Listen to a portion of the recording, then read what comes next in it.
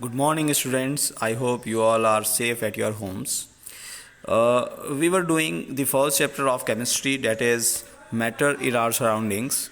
In last lecture, we have covered the topics matter and the characteristics of particles of matter.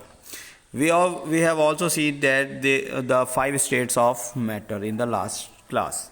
So today we are going to read five states of matter, that is solid, gas, plasma and Bose-Einstein condensate.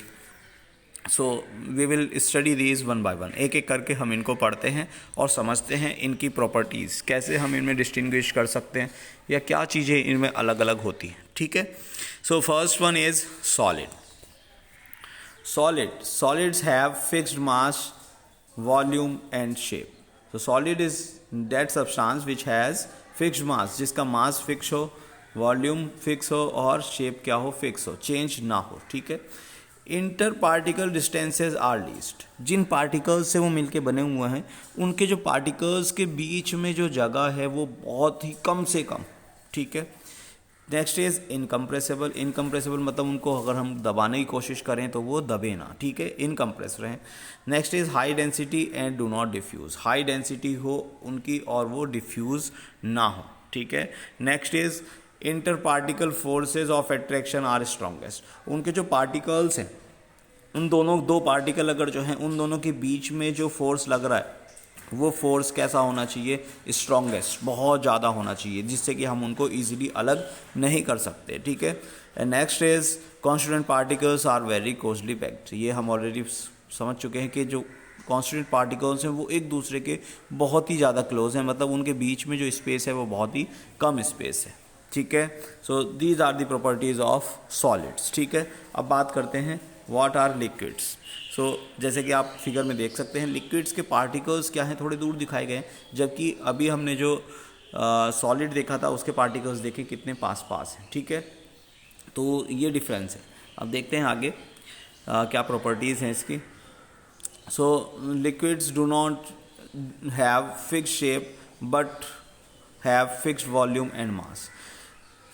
जो liquids हैं उनका shape fix नहीं होता. ठीक है. जिस container में भी आप इनको रखोगे वो उसी की शेप ले लेते हैं, बट उनका वॉल्यूम और मास क्या होता है वो फिक्स होता है. ठीक है. Next, inter particle distances are larger than solid.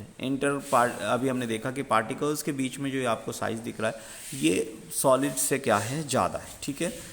लगभग इनकम्प्रेसिबल होते हैं, थोड़ा बहुत कंप्रेस आप इनको कर सकते हो, ज़्यादा कंप्रेस ये नहीं होते हैं.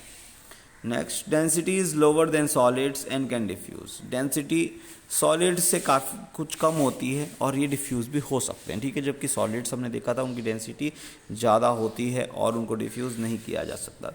Inter particle forces of attraction are weaker than solids. Inter particle जो पार्टिकल्स के बीच में जो अट्रैक्शन होता है, ठीक है, अभी देखा था ये जो पार्टिकल्स हैं इनके बीच में एक दूसरे में जो अट्रैक्शन लगा होगा वो एज़ कम्पेयर टू सॉलिड थोड़ा वीक होता है. Constituent particles are less closely packed. ये थोड़ा क्या होते हैं, दूर दूर होते हैं, इतने ज़्यादा क्लोज नहीं होते जितने ज़्यादा क्लोज सॉलिड्स में होते हैं. ठीक है. नेक्स्ट, अब गैस की प्रॉपर्टीज़ देखते हैं. सो गैस के पार्टिकल्स आप देख सकते हैं कितना दूर दूर हैं. ठीक है. तो इसी को माइंड में रखते हैं और देखते हैं इनकी properties. So neither fix shape nor fix volume. ना तो शेप फिक्स होगा ना ही वॉल्यूम फिक्स होगा गैसेज में. ठीक है. लिक्विड्स और सॉलिड्स में अब अभी देख चुके हैं. Next, inter particle distances are largest. वो हमको ऑलरेडी दिख ही रहा है. जो पार्टिकल्स के बीच में जो डिस्टेंस है वो क्या है, काफ़ी ज़्यादा दिख रहा है हमको. Next, highly compressible. इनको इजीली कंप्रेस किया जा सकता है. Next, density is least and diffuse.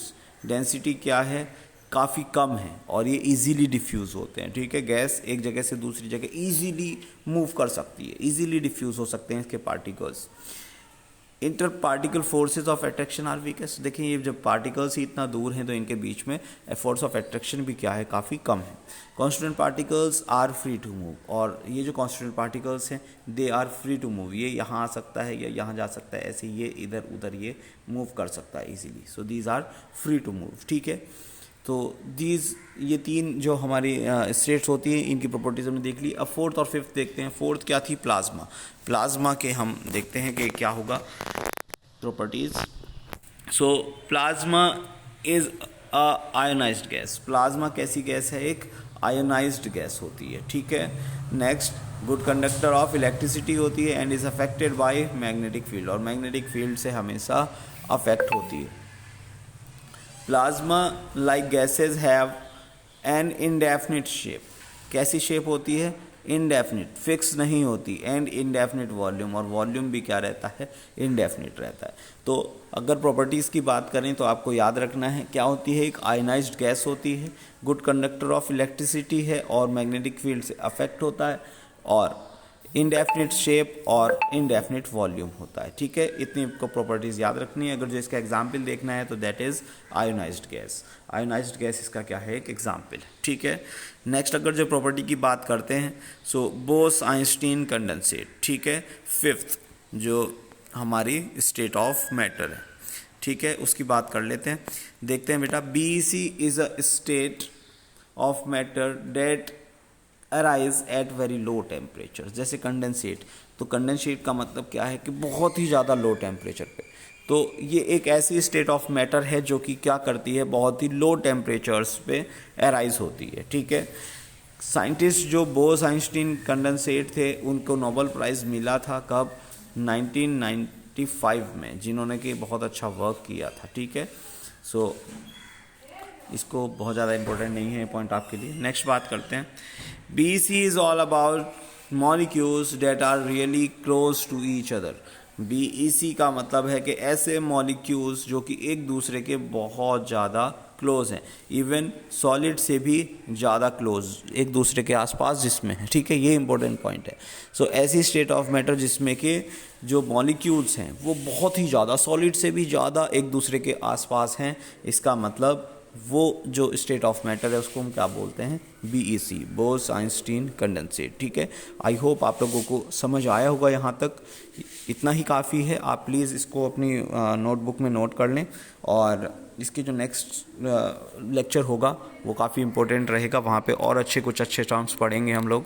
Students, एक छोटी सी रिक्वेस्ट है, जिन बच्चों ने अभी तक चैनल सब्सक्राइब नहीं किया है, प्लीज़ आप लोग चैनल सब्सक्राइब कर दें ताकि आपको कोई भी चीज़ मिस ना करें, आप लोग आपके पास सभी वीडियोज़ आएँ, ठीक है। So that's all for today. Thank you students.